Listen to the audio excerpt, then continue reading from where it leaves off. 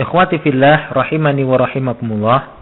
Pada kesempatan kali ini kita akan melanjutkan pembahasan kita tentang dhorab atau maf'ul fih. Secara lebih khusus kita akan melihat tentang pembagian dhorab ya, kalau kita tinjau dari fungsi ya, dari penggunaannya.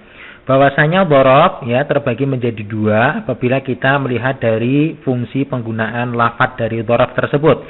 Yang pertama adalah mutasharrif, yang kedua adalah ghairu mutasharrif. Nah, masing-masingnya kita akan jelaskan. Nah, apa yang disebut dengan dhorab mutasharrif? Dhorab mutasharrif adalah lafadz ya, lafadz dhorab yang dapat difungsikan untuk selain dhorab.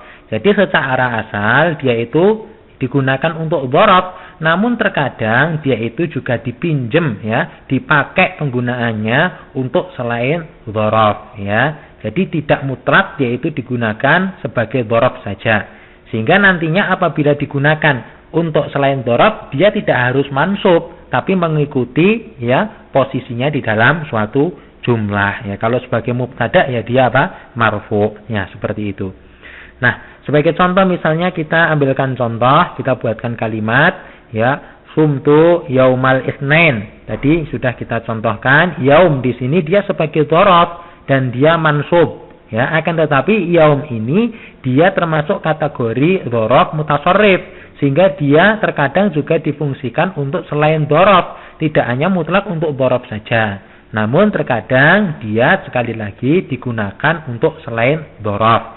Sebagai contoh misalnya kita buat kalimat yaumul jumu'ati yaumun mubarakun ya, hari Jumat adalah hari yang diberkahi. Nah, di sini yaumu ya, yaumul jumu'ah di sini dia marfu. Kenapa marfu? Karena dia adalah sebagai mubtada. Demikian pula yaumun ya, yaumun mubarakun. Yaumun di sini dia juga tidak mansub, akan tetapi marfu karena dia sebagai khobarnya ya, khobar dari mubtada. Nah, kami kira dapat dipahami intinya bahwasanya dhorab mutasharrif itu dia itu penggunaannya tidak hanya sebagai dhorab, akan tetapi dia juga bisa difungsikan untuk selain dhorab ya. Kalau difungsikan sebagai dhorab ya dia tentunya mansub, akan tetapi kalau sudah dipakai untuk selain dhorab maka dia ya mengikuti fungsi dalam kalimat tersebut. Itu kelompok yang pertama, yaitu dhorab mutasharrif. Adapun kelompok yang kedua adalah dhorab ghairu mutasharrif.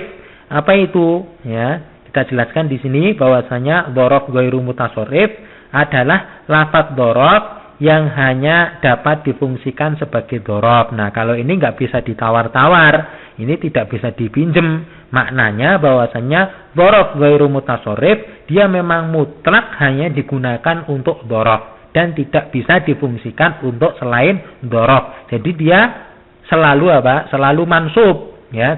Ini lebih mudah. Sebagai contoh misalnya ya. Nah, misalnya qabla. Nah, qabla ini termasuk kategori dhorab ghairu mutasharrif.